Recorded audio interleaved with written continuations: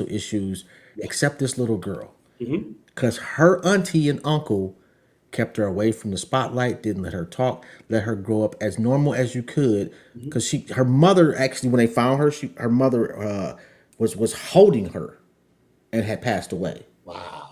Yeah, but it was oh my god. And I'm sorry, man. No, no, it's all good, and I'll just leave you with this because I remember that crash, um, and I did end up. I was in the airport some months later, and I was telling somebody the same story. And the thing that honestly freaked me out the most is that I wasn't afraid, and I don't know why. So you know how you see the people you would think you'll freak out, and it wasn't any of that. I just, for whatever reason, during that particular time, because my wife kept saying, "Are we about to crash?"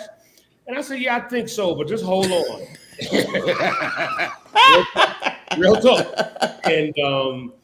And for whatever reason, again, I wasn't afraid, and I always try to say, well, maybe it's because of our upbringing in Detroit. Maybe it's some of our experiences that we grew up in the inner city. You know what I mean? With unfortunately all of us, violence. You know what I mean? Death. Those are things that we grew up around, growing Yeah. up. I said maybe it was that. And this one old lady said something to me that I'm really going to hold on to, and I still do. And she said the reason why you weren't scared is because you had a praying grandmother. She said your grandmother has been praying over you since you were born. I don't know this lady from a can of paint. So maybe that was it. Because I tell you, on that day, I wasn't scared. I don't know why, but I was. So speaking of fear, was there ever a moment during your marketing career that you were scared? Quite often. I mean, I think I want to take the word scared out and be afraid. And I think afraid a lot is when you just don't know, when you just don't understand. Again, I tell a lot of stories that I learned at an early age is that in the music business, unfortunately, like in a lot of other different things, it's us and it's them. And our music has and always, well, I shouldn't always will, but has always been treated differently than other genres of music. Give you Facts. an example. The real, reality is that major corporations, embraced rap in the beginning because it was a genre of music that didn't require a lot of investment. Yeah.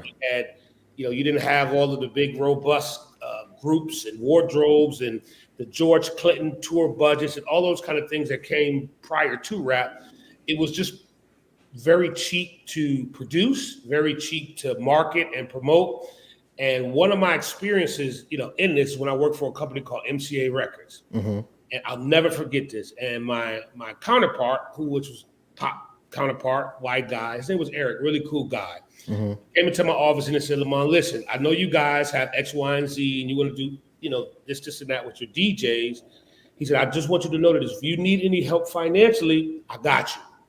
And at the time, I was in my 20s, so I was more just happy to be in the mix. I didn't understand what he was saying. But what he was saying was just what I said to you a minute ago, is that side of the business is funded way differently than our side of the business. Yeah. So when we talk about fear and being afraid, it was always about how do we do more with less, because our side of the business was always given less. So I think, again, once you start to understand the animal that you're dealing with, and I kind of got over that part, and you say, okay, cool.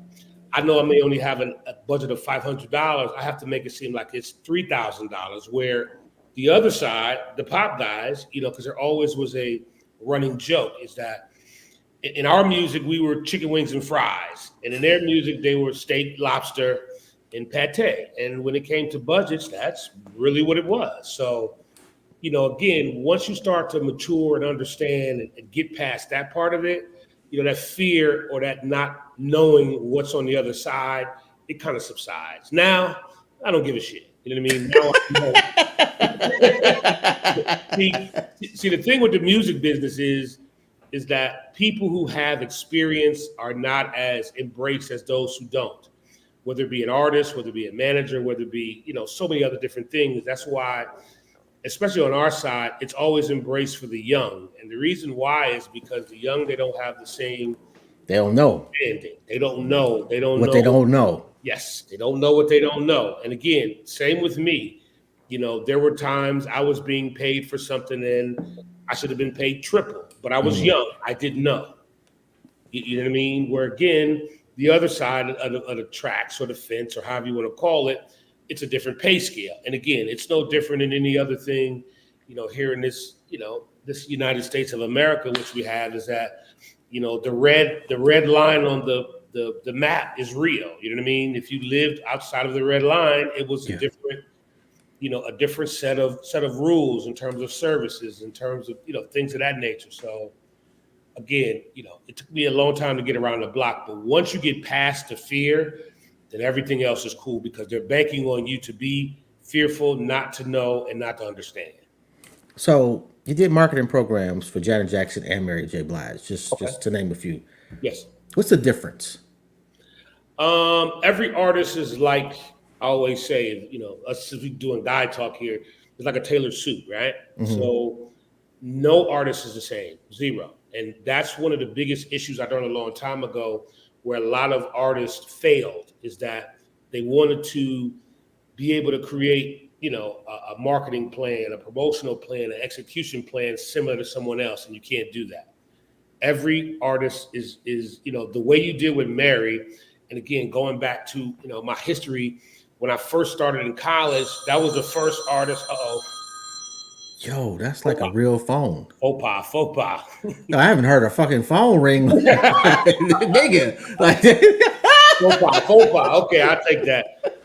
But again, Mary was the first artist that I ever promoted when I was back in college, when I went to Tennessee State, and where I handled a lot of the southeast part of the country. And then, moving forward, even the Mary of then in those early '90s to those 2000s is a different Mary. The music is different. She's different.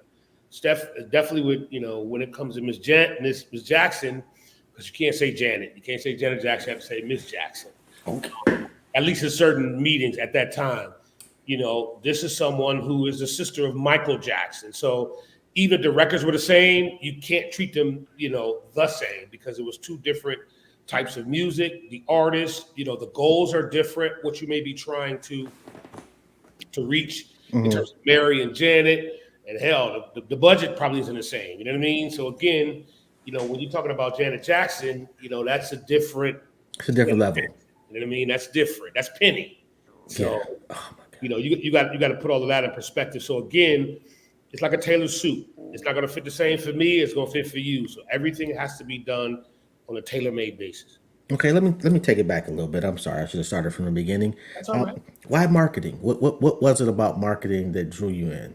Well, here's the real reality of my story is that, again, I'm a graduate of Tennessee State University down in Nashville, Tennessee. I actually went to college and studied accounting and business law because at the time, and we always have as you get older, a lot of young kids, they don't really know what they really want to do when they're in college, and I was the same way. So what happened with me is I actually had a job working in a hotel. I was at the Hyatt Regency downtown.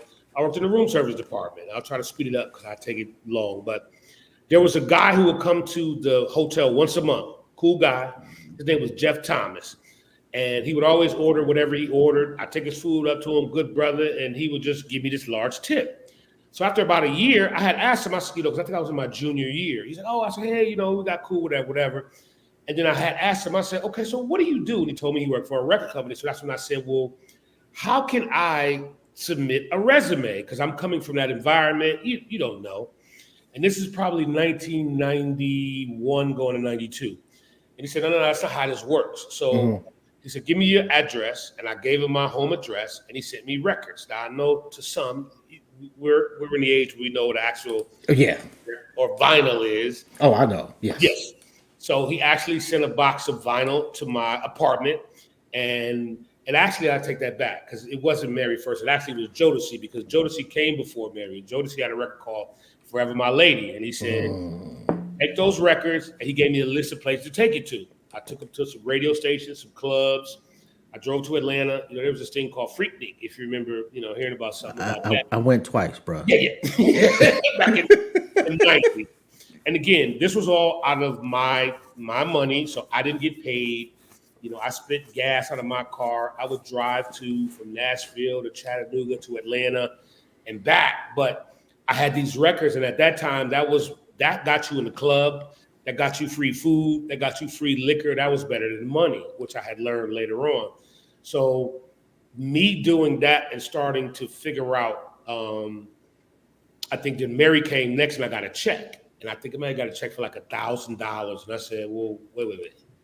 So you get paid for this? You In know what I early mean?" '90s, 1,000 was man. Let me tell you something. Shit. Man, let me tell Let me you. go back and get a grand in '93. Yeah, that's what I said. I got $1,000.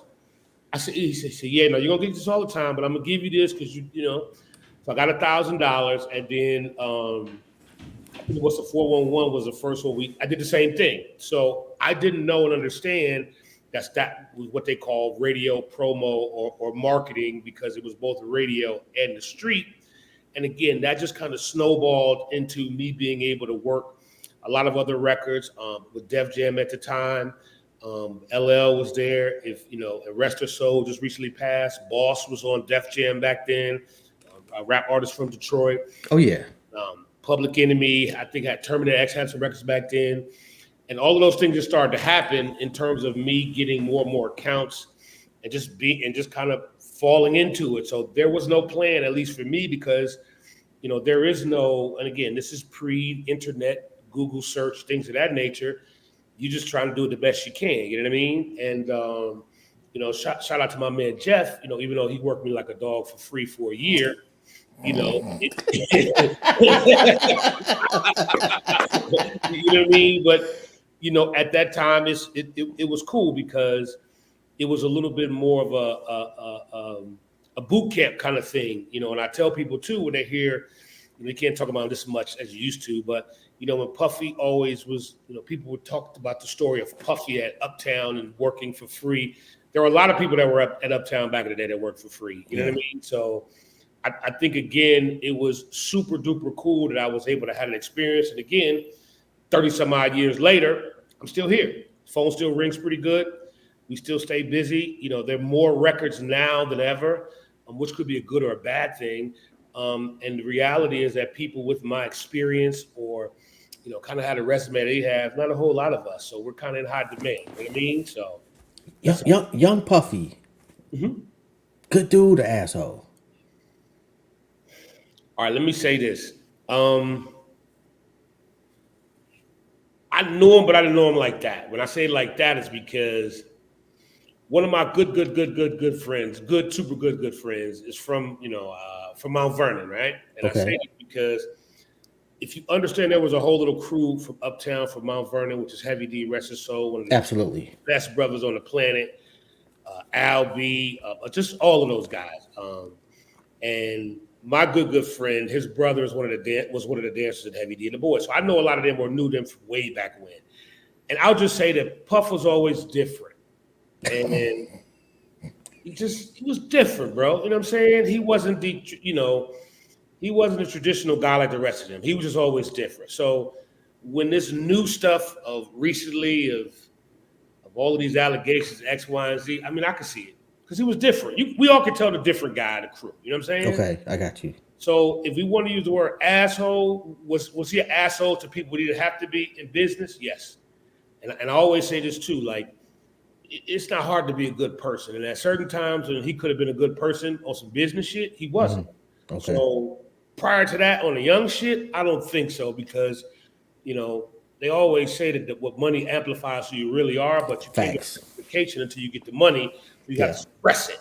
Yeah. You feel me? Until you get to that cake. So now you had the cake. Turns into who you really are. Hey man, that's it. You know what I mean? So Okay. LL for me can do no like hip hop wise, it's just one of my goats. I need an LL story, man, that I haven't heard. You got one? well, the thing with is LL is that's my wife's favorite artist on the planet. You know what I'm saying? Like even before, because my wife used to be in the music business as well, even though she just did like all of the pop shit, the Christina Aguilera and the Backstreet Boys and all that. But I think the story with L is that one of the ladies that originally introduced me into the music business when I was in Tennessee, her name was Johnny Walker, to be the senior VP at Def Jam, OG, you know, triple OG. And I just remember one day she said, "Lamont, I'm getting ready to come pick you up." She was in Nashville, and I don't remember what kind of car it was. She came and picked me up from the dorm because I didn't have a car, and it was LL.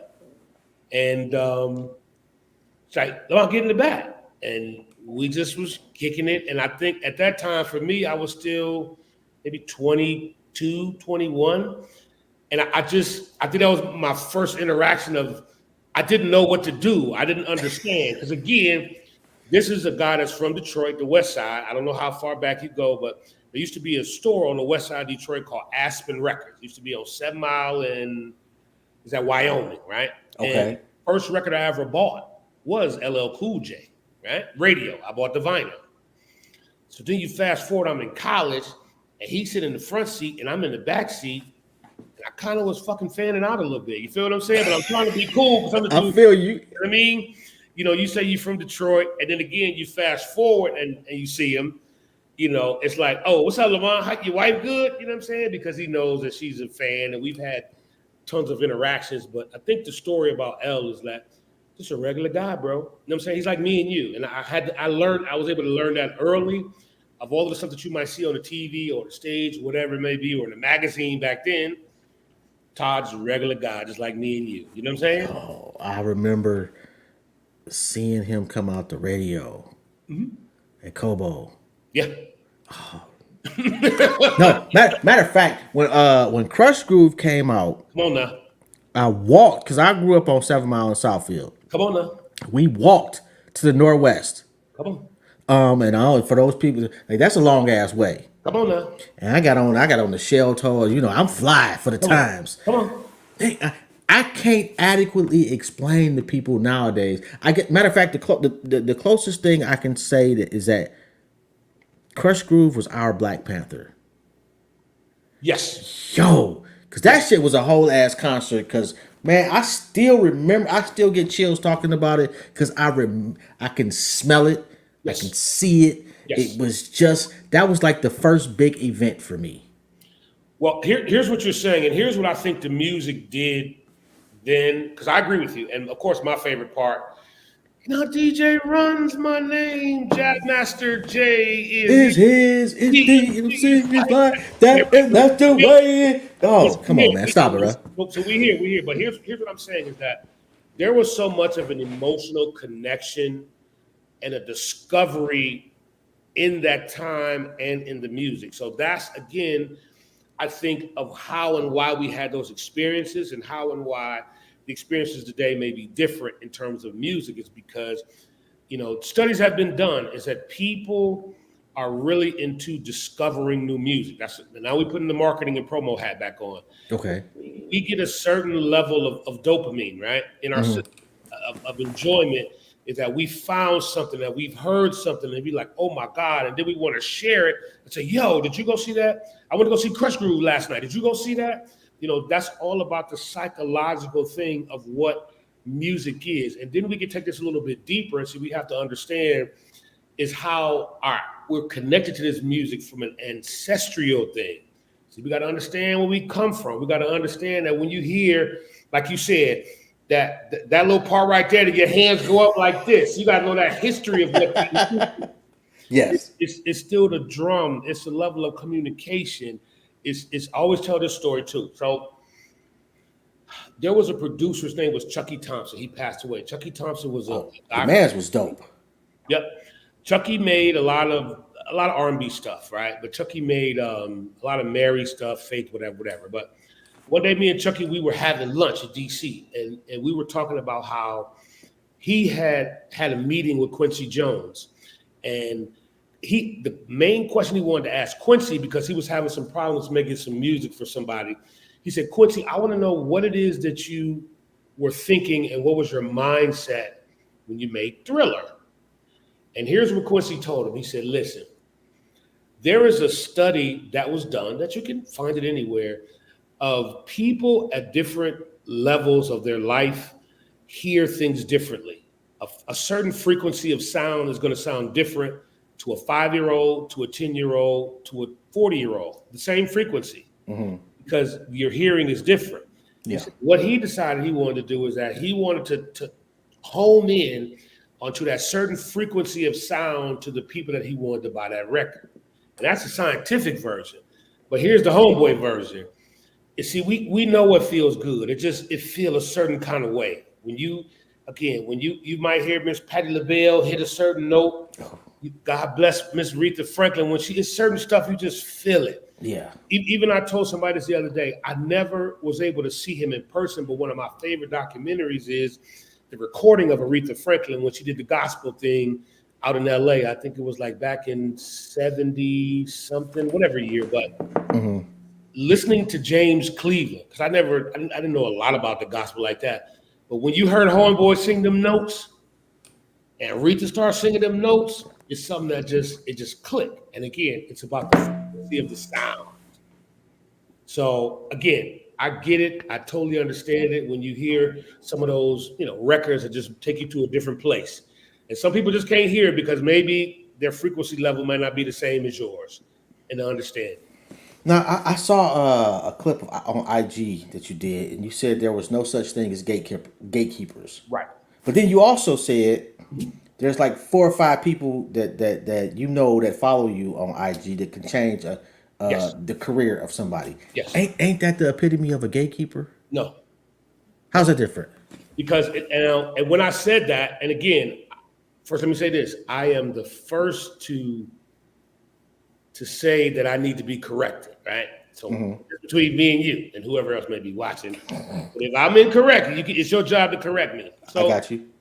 a lot of conversation was going around with a lot of young people or young artists using the term gatekeeper and saying that these 2 to 3 people were the reason why their music was not progressing. Okay. Right? They're saying that because this DJ wouldn't play it or this radio station wouldn't play it, that they couldn't get on. And what I was saying, at least in that piece of gatekeeping, is that there's no one person, I don't care who it is. It could be the highest of high, in the music business. In the age that we're in now, there's no such thing. And the reason why is because you can get directly to consumer. Yeah. Your record is hot enough, can't nobody stop you. Nobody. Now, the 3 or 4 people were just people who, and again, there are other people that can help you get it popping. But I also get a lot of people that want me to post stuff to my page and, hey, you post my record. And no, I don't want to do that because that's my page. So that's why I had to explain to a couple of brothers is that, I know why you want to be on my page, because if the executive VP from RCA Records sees your record X, Y, and Z, you might get it popping. That's my guy. But no, we don't do that, at least in that perspective. And even from his perspective, even over at RCA or my homie at Interscope or the other homies at Epic, those 3 or 4 people, yes, they could come in and they could change your life because they can give you a deal. They can get you a marketing budget where you go and put you in the machine and you out of here. And that's what, again, what that was about. But again, back to the gatekeeping part, I just wanted to be very clear. And I hope a lot of people that even hear and see this understand. All you got to do is get a hot record. Trust and believe. Whoever's hating on you, when the hot record comes, that all changes. You know what I'm saying? It's just like a pretty girl in the club. You might be ugly, but if she find out you got enough paper, then all of a sudden you become cute, right?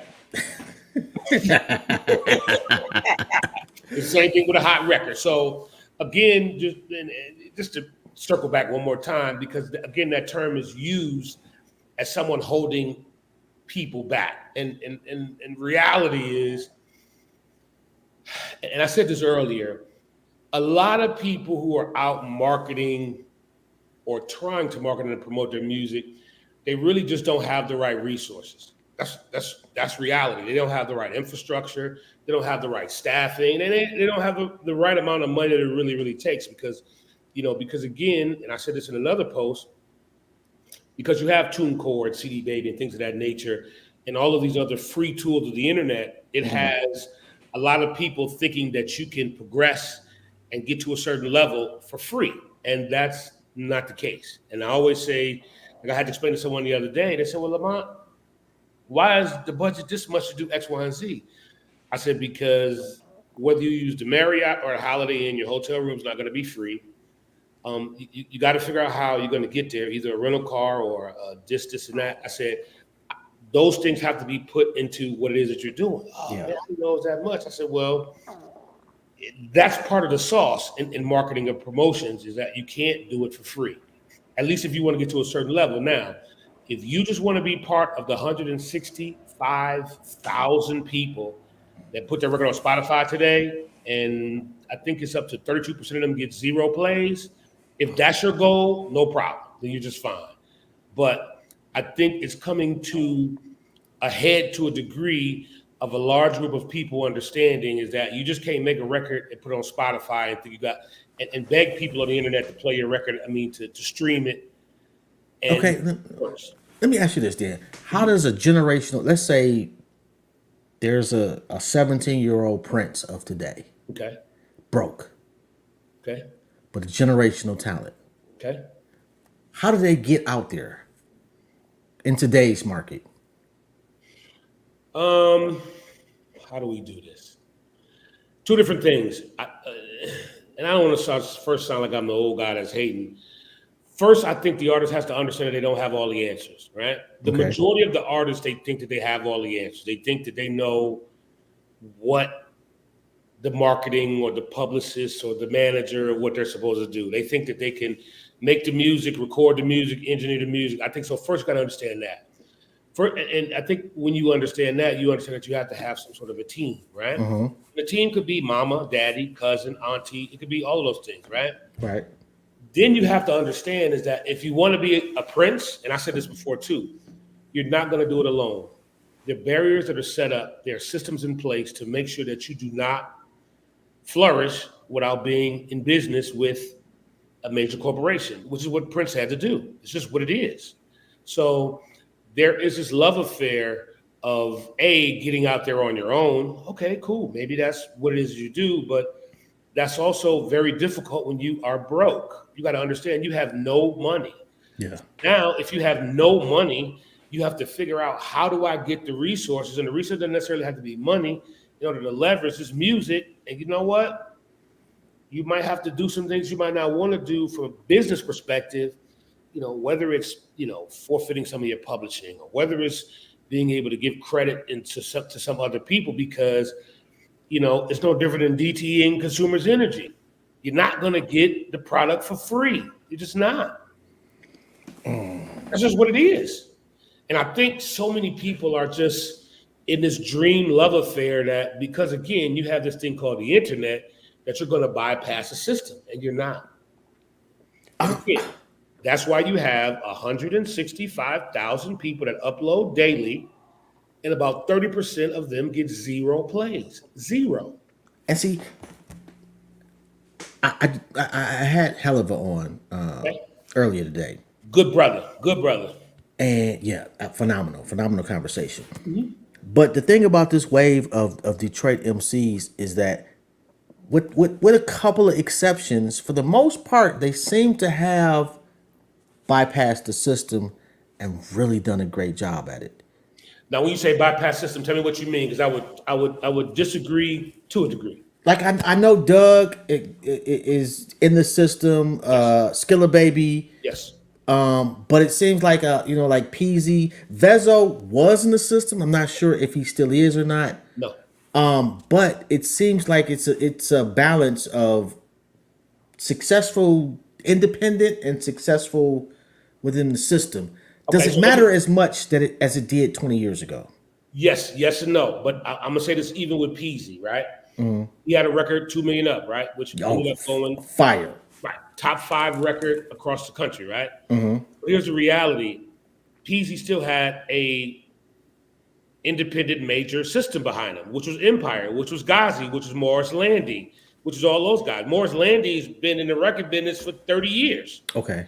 So those are some of the people that were really behind the scenes of that particular record going top 5 across the country. So it might be a little, as correct as we might want it to be now. Did Peasy had to get it to a certain point? Yes. And as I said before, and the other thing that I posted is that the music didn't change. So yes, it was Peasy, but Peasy still had to be filtered into a system because you do not go top 5 independently. It doesn't happen. No, sir. Really? Sir. No, sir. There were certain stations that he was getting played on across the country. There were certain national chains. There were certain syndicated shows. You don't get being independent. No, sir. That's not how this works. Not to a certain Damn. point. Because I look at it like this. If you go to downtown Detroit as we speak, and I don't care if me and you had $100 million a piece, right? If we think we're going to buy something that Dan Gilbert doesn't want us to buy, we're We not ain't buying. buying it. We're Yeah. not. Or Mike Illich. Or Illich, yeah. Yep. Same thing. Yeah. It ain't happening. Because again, this is their monopoly board. This is not ours. Okay. Yeah. Our job has always, not say the job, but our position is we create the culture. We were able to always create the the energy for something to be monetized. But then we have to understand, even this platform that we're on right now, this is not ours. This is YouTube. This is the Horowitz family. This is Yeah. Alphabet Company. This is their stuff. You know what I mean? So anytime they decide they want to do something, they want to pull the plug, turn it off. That's what they do. Which, for the life of me, I can't understand how we have billionaires Mhm. that have not put infrastructures in place. Like I want to say Tyler Perry might be the closest. So here's what I'm gonna say to that, and this is my opinion. And now we're totally off. And I think our money is still new. I think we're still only 50 to 75 years of having real paper, right? Yeah. So I think we have to go through a few more generations of having the resources to understand what it is that we do have. I'll give you an Yeah. example or give you a story. This has happened to me just the other day. So we were at a fundraiser for the Vice President of the United States, right? Private Okay. fundraiser, right? And all of these people who had a lot of cash and a lot of money, right? Why they asked me to come, I gave them my little $200. But anyway, this one lady, I was talking to somebody I knew. That's like, yeah, Lamont, we just hired her in for her position. Her position is, we hired her in at $650,000 a year. I said, wait a minute. I said, wow, right? That's before a bonus. Right. So I started thinking about this because one of my guys said this to me about a year ago. And once you understand that the average median income in this country of a one-person household is $37,000. Really? The average median income of a two-parent household is $57,000. And I said to myself, so wait a minute. There are two people in this country that are making $57,000 that it would take them 10 years in order to make what this lady is making, right? Yo. Again, you start to wrap all of this, and what, money that people are really, really making in this country. I think still as a whole, you're not doing as well. We have a few that are doing very well. And again, we doing okay. We still first generation billionaires though. Exactly. So Yeah. yes, yeah. It took me a long time to get to that point. So again, I think, with the Tyler Perrys of the world, he's still doing very good. He's employing a lot. He was able to get the studio down there and hopefully, when he's gone, that goes to the next generation and in a couple of generations. Because again, we got to remember, we a few hundred years back of being in some really tough places. And I tell people all the time, my mother was in the town 2 towns over visiting other relatives of my grandfather and grandmother when Emmett Till got killed in 1955. So that wasn't that long ago. You feel what I'm saying? Yes. So, I think we still have a ways to go. And again, with the music, with a lot of people that you named, I like naming them. I like talking about Vezo. I like talking about Peasy and Doug and even Helliver, because here's what happens, is the next generation that come behind them is they're going to do better than what they did. Yeah. The blueprint is being formulated. Yes. And like Tyler Perry right now is the equivalent of Hattie McDaniel. Yes. Come on now. And he's catching Hattie McDaniel heat. Come on. Because niggas in that time, Come on. she was a coon, she tap dancing, she all this other shit. Come on. But unfortunately, somebody got to do the goofy shit Right. for the greatness to come a couple generations. Come on. Come on. And Tyler Perry right now is doing the goofy shit. Yes. Yeah. And making the killing, doing the goof. And he'll tell you, I'm going to keep doing this goofy shit. And when my grandkids, my oldest it should be 15. Okay. Her grandkids Yes. will see his grandkids or great grandkids. Then we revisit the conversation. Right. If they still doing goofy shit, we fucked up. Well, here's my thing with Tyler. And again, I always try to go more on the positive than negative. And I know people give him flack about, the dresses and all that. But the reality, man, is that he's employing people. Man. and he's employing a lot of people. I mean, even now, here's the funny part because they tried to slam the last little thing he did on Amazon, Oh, which they killed the nigga. I liked the movie. I didn't because see, I didn't have any expectations. So when they were like, it was cool, I'm like, well, I didn't see any coonery, but whatever. I've learned again, and hopefully you might be here too. Is I don't allow other people and their anxiety or opinions or their shortcomings to be put on me. If that's how you feel, it's all good. God bless you.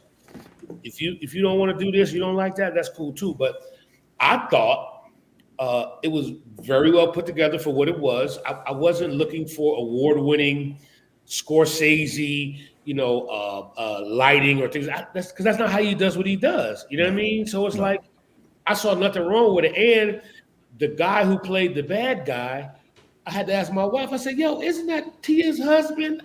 And I was so angry at him that I didn't even know who he was. I said, "So he did his job because he made that character believable." Because they said in real life he's supposed to be softer than marshmallows. You know what I mean? So You know, I I had a brother on rest in peace to Hashim Nzinga, indeed. but he was the leader of the new Black Panther Party, Mhm. and he told me a story about Steve Harvey. Okay. Because up until that point, I had the same opinion of Steve Harvey that most black people had, Mhm. that he was not a fan. All skin folk ain't kinfolk. Indeed. Well, apparently Steve Harvey was providing funds to the new Black Panther Party. Mhm. He just wasn't telling the world about it. That's right. And I think that sometimes, that changed my whole outlook on black celebrities. Mhm. And not all of them are Steve Harvey, don't get me wrong. Mhm. But I was one of those quick to judge niggas because they wasn't nigga enough. Right. And I had to take a step back and realize the spook by the door is real. Come on. Come on now. And I had to check myself. Come on. So now, I'm way less judgmental until I know the whole story. Same thing with Jay-Z and Beyonce. They do some shit I don't like. Come to find out, they were doing a lot of shit that I was like, oh, at the crib, like, yes, yes. You gotta be delicate in these times to keep the bag coming, to provide for people that the world don't need to know you providing for. So I'll say this too, and it might not be people feel how they feel, but even the same with Bill Cosby, because I didn't feel either yay or nay, but I heard a lot of stuff, and I saw this one clip that what's his name, Spike Lee did, right? Talked about Malcolm X when he ran out of money, and the first call he made was to Bill, and Bill said, "How much you need?" He said, "The money will be there in the morning," and then else to talk about, right? There's some other people that I know that they said back in the day, again, when it came time for something to get done that had to do with us, Bill wrote a check all day. Niggas sent more niggas to college than anybody in the history of blackdom. Let me tell you something. I tell some people all the time because people always ask me how and why did I pick that particular college to go to, and I say part of it was Bill Cosby, and I think it was the music. And the reason why I say that is that what I didn't know when I was in that realm of like 84 to maybe 88 when I graduated, there was so much information about historically black colleges, right? Music, and it was on TV. Yeah. I didn't know. And I said, again, this is before the internet. This is before I would go up to the library, to the Hubbard Library on 6 Mile in the Lodge, where all of the books wasn't always there, but that's another story. We can get into that later. And trying to get information, and I'm seeing this shit on TV, and I'm like, I want to do that. I want to go see what that is. And then when I started, I'll never forget one of my counselors said, "No, why don't you stay in the state? You go to Michigan State, you can go to Michigan." You go, "No, I want to go here." And I had to do a lot of stuff on my own at the time. And then when I got there, I said, wow, I didn't know that kind of place existed. You know what I'm saying? Wow. That kind of energy, that environment. And I know I wasn't the only one. And a lot of that shit was because of Bill. You know what I'm saying? Now, they're putting the stuff in girls' drinks and all that kind of stuff. I don't know what that's about, but I like to focus on the good that I do know that he did do. Yeah. And the barriers that he broke. Even all the way down to the Fat Albert stuff. I mean, it was so much stuff that he did to make sure that we progress as people. Yeah. And again, you gotta let the man up top deal with him on the pills, bro. I don't know nothing about that. You know what I mean? Yeah, I wasn't there. I wasn't slipping no pills. I Right, got, right. although I've seen a lot of niggas get broads drunk. Hey man, listen. Like, we're not gonna act like y'all niggas was, but that's a whole nother story. Indeed, I don't want to get you in trouble, bro. indeed, indeed, indeed, indeed. So, okay, let me see where I'm at. I'm sorry because I kind of got off of. That's all right. That's all right. This is what you call black man just talking. You know what I'm saying? Oh my god, man, I could go on forever. All right, so outside of the music business, you work for tobacco, apparel, telecommunications, liquor. Is there one you enjoy more so than the other, and is it easier to market certain things than others? No, it's all the same. And I'm glad you said that because again, whether it's music, whether it's apparel, whether it's mayonnaise. You know, you turn on the TV, the reality is that the music is in the commercial, and that's us. You know what I'm saying? That's our vibration. That's just what we do. So the reality is that, when they always say that we need to have some of us in the room, we're the room. We create the room. We create the energy. So again, whether it's as you did your intro, you talking about the apparel company, the 313, or because you're going real fast, I'm trying to catch up. That was your sauce of saying, hey, listen, that was your endorsement. That was because you just didn't wake up this morning and come to that. There had to be some sort of process of you being introduced to the product, you understand the product, and then you finally saying, hey, you know what? I have a platform. I have a group of people that I speak to. You know what? Let's collaborate together. Let me show you how I can spread your message of this particular, apparel line that you have. And again, it's the same thing. And once you understand that, you know what I mean? Once you understand our sauce, because they think that they understand it more than we do. You know what I mean? They think Yeah, we know and you what can tell. absolutely. So again, it's all the same. So that's why I said if you can do, and it took me a while to understand that, if you can do, music, then you can do certain things in the stock market. It's just so many other things that you can do because it's just us. It's our sauce. It's our way of delivering the message. That's it. That's Is all. there is there something out there that you look at and you say, "Damn, I wish they let me help them." All right, you ready? And I told you I didn't want to talk about this, but I wish I just could have been in the room during the meeting for the rally in Atlanta for the vice president of the United States. I wish I wish somebody now watch this because we've been talking about this all day and yesterday.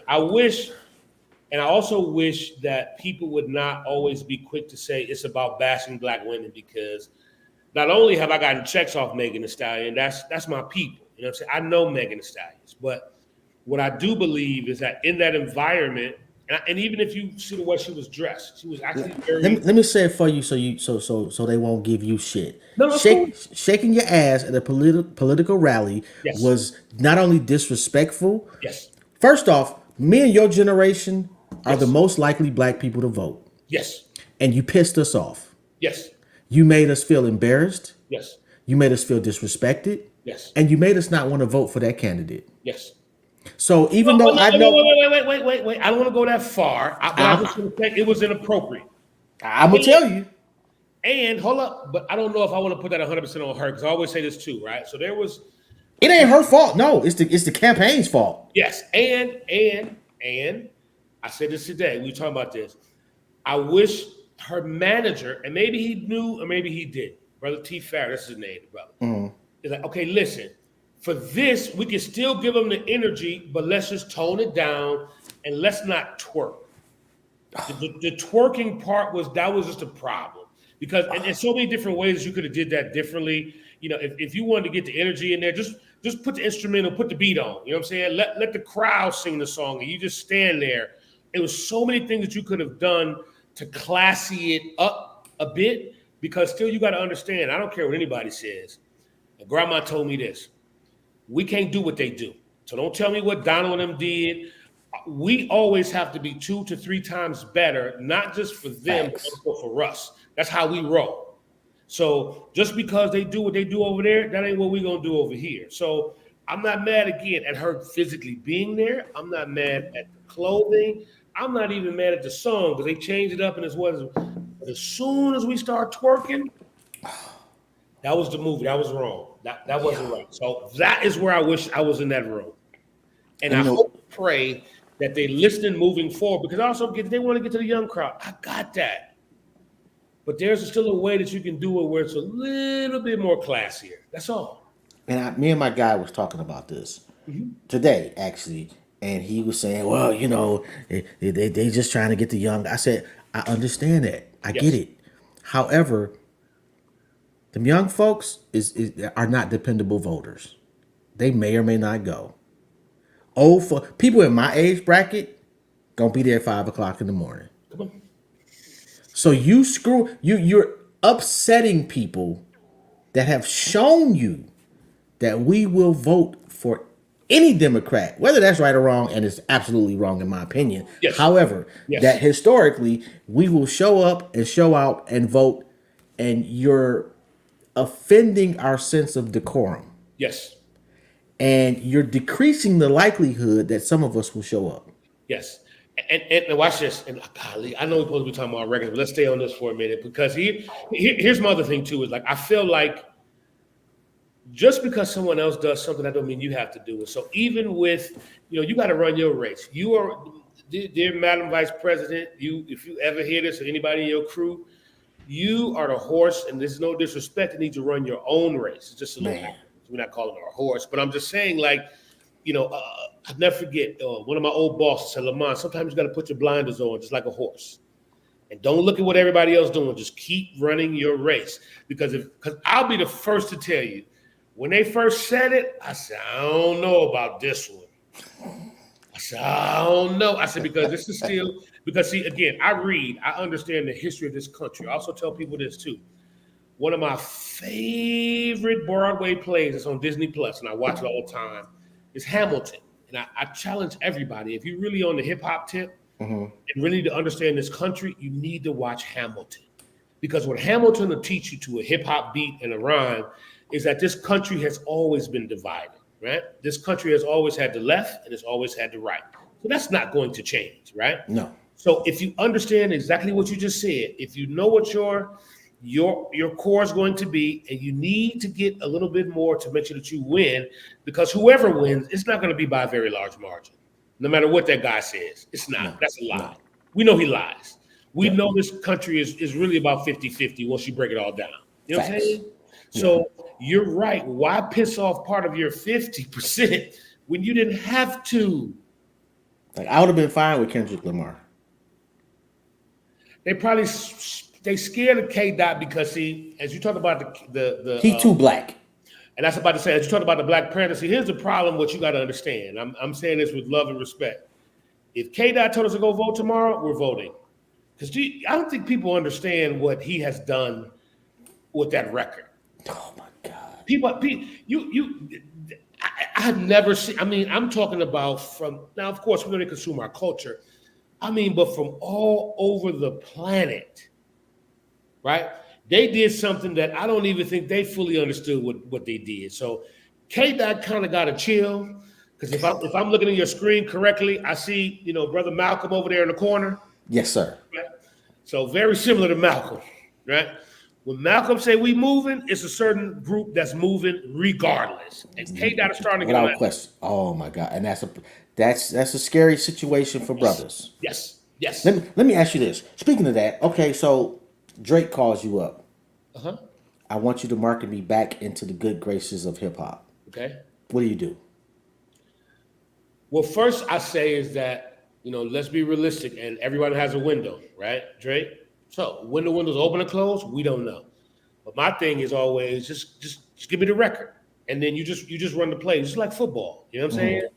It's almost like my beloved Detroit Lions as we get ready to start this new season. Listen, this is a fundamental game. I don't care how you slice it, no matter how much razzle dazzle you try to do, but fundamentally the coach was wrong when he went for it. All right? Fundamentals. That's all this is. That was Drake in the beginning.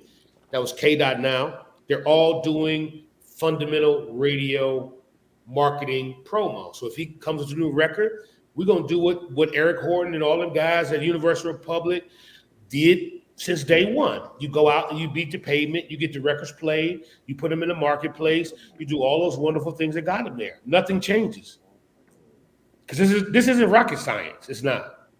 Now the key is that Drake, because he's a part of the largest entertainment Yeah. record company on the planet, Yeah. are they going to put the same resources financially as they did prior? Right. I tell people this too about the record business. You got to understand. Sometimes this is a Wall Street game, right? So if you go back into your history, there was a girl on Love and Hip Hop called Cardi B, who's in the news again today, right? She got her first record deal, right, with Atlantic Records. Well, if you look at and do the timeline of when she got her record deal, it was right when the company she was signed to was setting up for an IPO, right? Setting up an IPO is about doing business on Wall Street. Yeah. You have to make sure your portfolio looks a certain kind of way in order to get your Wall Street money. So they overspent on Cardi, right? She was super duper in the red, but it didn't matter because it wasn't about her being profitable, at least with her, because it was about an IPO, right? So now here you are with Drake, right? Which, if you look at the data, Universal overall is like down 21%. Streaming numbers are down. They haven't got the money that they got. The earnings call was about 3 weeks ago. So Universal overall ain't making money like they used to. So the question again would be, it got to be real, whether it's Drake or whomever else. Are we going to have the resources that we need in order to put them back in a spot? And that's the question, because it's not always about the record. Is this sustainable for Universal, or are they and Drake basically at the same crossroads?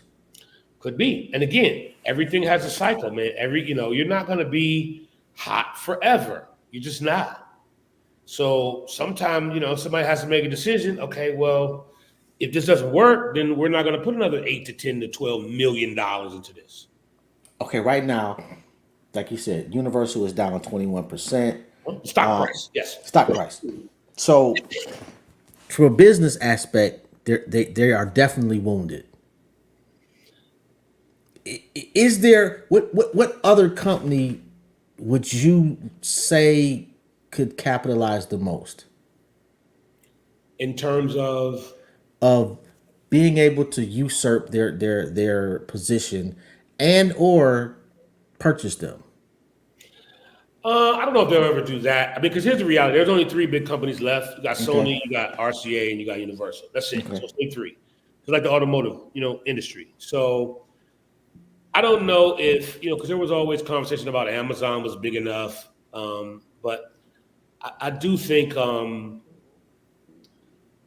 because Universal is not a U.S. based company, there's a lot of other international stuff. I think that's in the mix. I don't really know the right answer to that. I think the same again with all those companies because none of them are, owned within the United States, right? So, if I'm not mistaken, I think Universal was Netherlands based. Okay.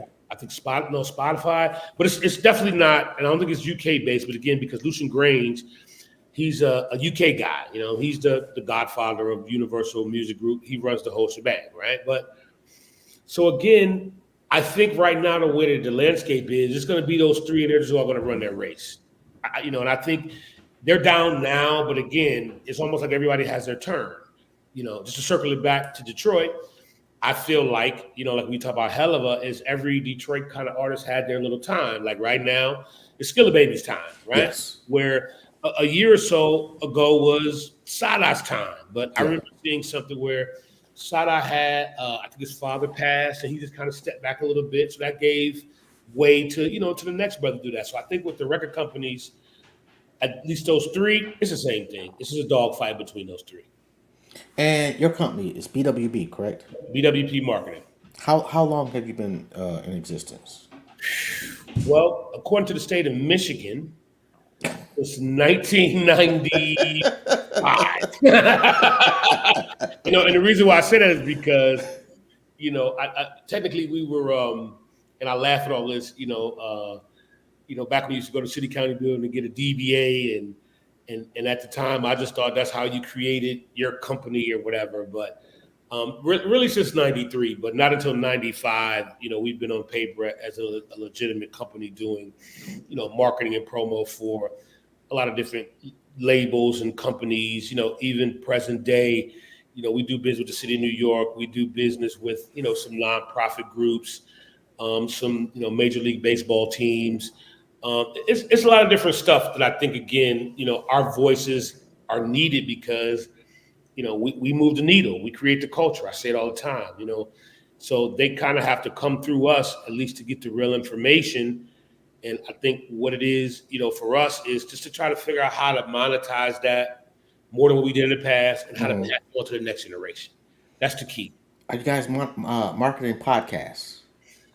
Well, it's funny that you say that because about 2 to 3 years ago, I actually dabbled in a podcast, right? And at the time, we kind of had a little bit of an inside track because my wife at the time was the head of a company called, not a head, but the head of marketing for CBS Radio, which at the time was very big in podcasting.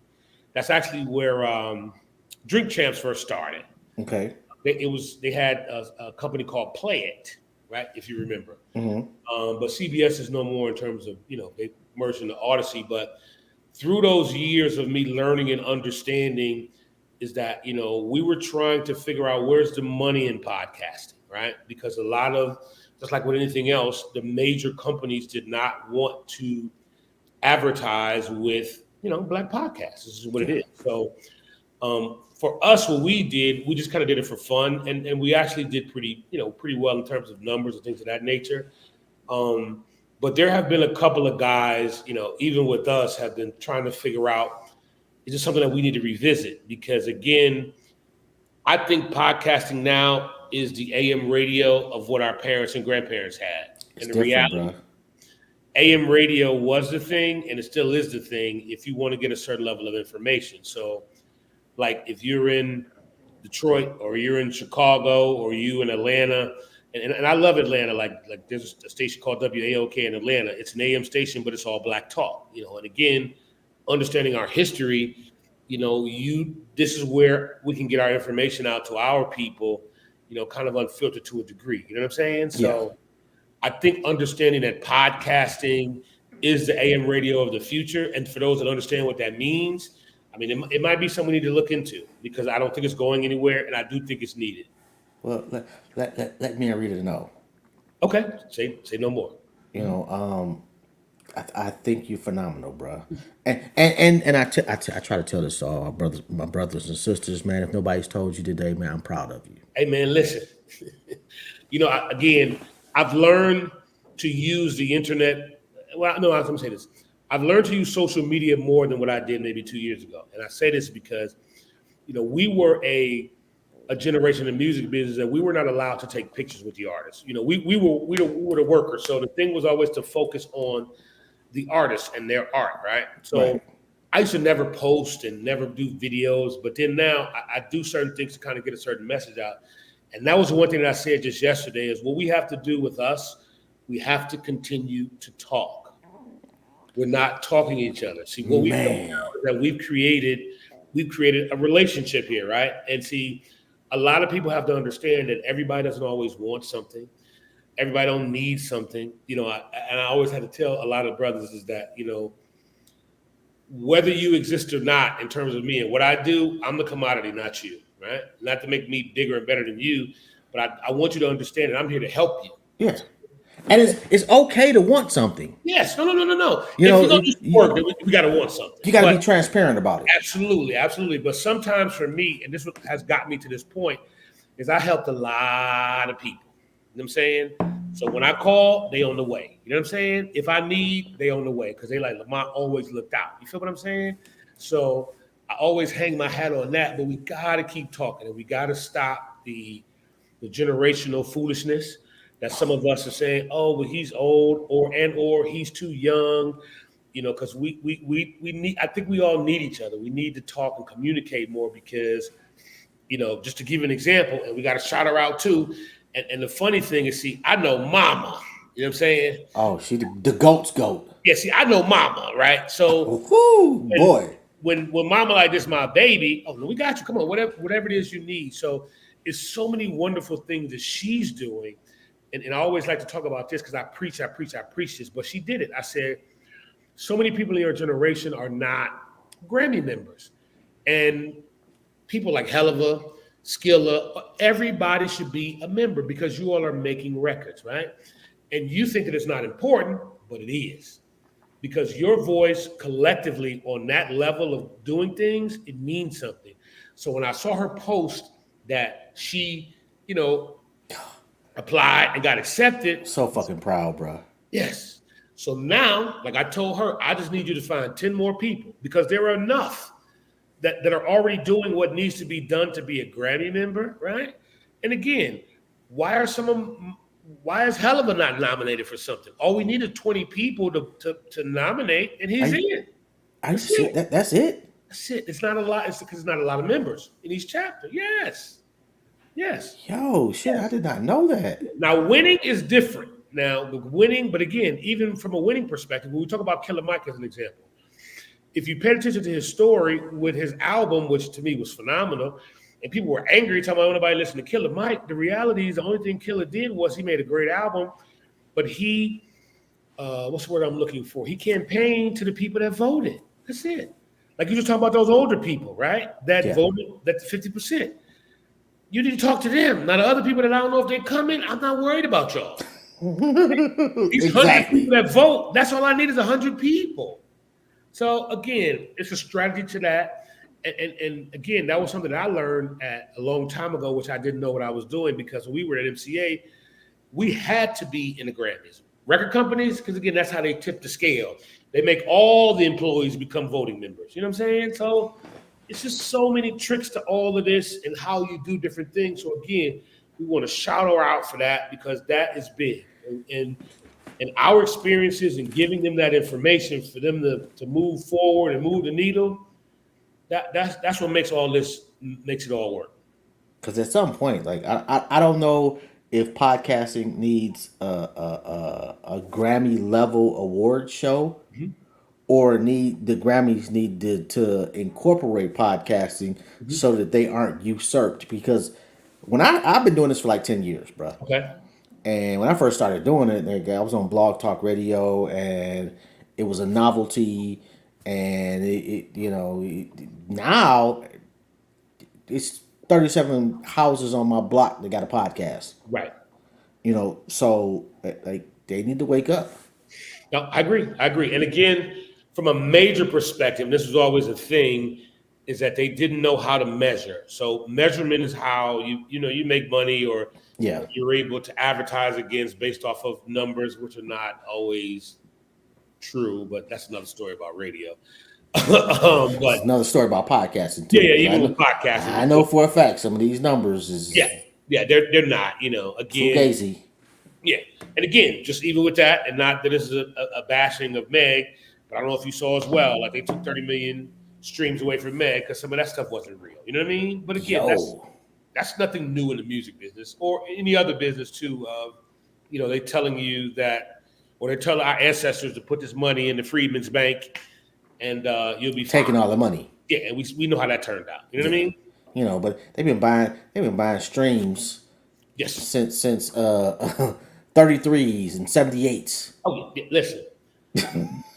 There was a time when I lived on the east side of Detroit, and my old neighbors will tell you this: 18-wheelers to pull up to my house and drop off what they call pallets and pallets of cleans. Back when they were CDs, and they would have the little slit on the side, and we would take them to the back door of the other record store, and they would give us $6 a CD and sell them for $17.99. Yeah, that was us. That's the record business, though. You know what I mean? So that's nothing new. That's how Shantanique and them was getting paid. I didn't say that. What's up, Barry Bill? That's my man. And I'm sorry, Shantanique. This is the first thing I thought about because y'all so fucking famous in the city. It's clean as what it is, man. And I'm not mad at you. Get your money. Yeah. But yo, man, this has been a phenomenal conversation, bro. Yeah, I appreciate you. And I'm sorry if you kind of went off the rails a little bit, but I'm not typical, bro. That's all right. No. Oh, yo, and if there's anything, I don't know, man. Like you like globally know everybody, and I'm just a nigga in his basement, a fat old man in his basement. If you need anything though, bro, just please let me know, and I got you. Indeed, man. Again, I appreciate your time. And again, for anybody that, this is supposed to be my plug part, just go to the website, bwpmarketing.com. That's B as in boy, WP marketing.com. All the information is on the website and what we do. I mean, again, if we can help, just give us a holler. You know what I mean? And again, it's all about us. We got to keep talking. We got to keep trying to help Yeah. the next generation. Because we were all, if you've been doing this for 10 years, part of your job, the success story in itself is how do we help the next generation? That's what this is. Yeah, man. I've given a lot of free game and a lot of free shit away. Yeah. And at some point, I'm not gonna lie, you get a little frustrated, and then you have to, reevaluate who you are, Yes. because giving shit away, you say you giving it away, Right. but it's almost subconsciously you counting. Well, yes, and well, here's what I'm gonna say. It's also who you give it to, right? And here's what I've learned. And in a minute I'm gonna ask you to mute me because I've been trying to keep the bad words to a low. See, it's a bunch of ungrateful Negroes that have ill intention. Oh man. You know what I mean? That's trying to get over it. And those are the ones I'm with you. They really got to pay, and I stick it to them sometimes.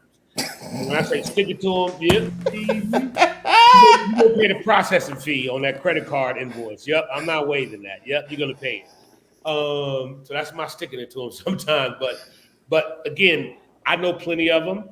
There are also situations, and I'm dealing with one now where the artist he's the best. His manager is not the best. And all you can do is help, as best you can. You know what I mean? That's all you can do. And just understand that there are more of them than there are of you. So again, you are the commodity. They are not. Because a lot of people can't say they've been doing podcasts for 10. They can't. Yeah. So that means something in itself. Whether you're in the basement or whether you downtown at the Penobscot building. You know what I'm saying? That means something. Yo, Penobscot, hit me up. I got you. Indeed. Anyway, on that note, man, I'm gonna let you go ahead and get on with your evening, man. All right, and have a great night on purpose, bro. Indeed. I can't thank you enough, man. Indeed. All right, man. You take care now. All right, have a good one. All right. Yep, peace.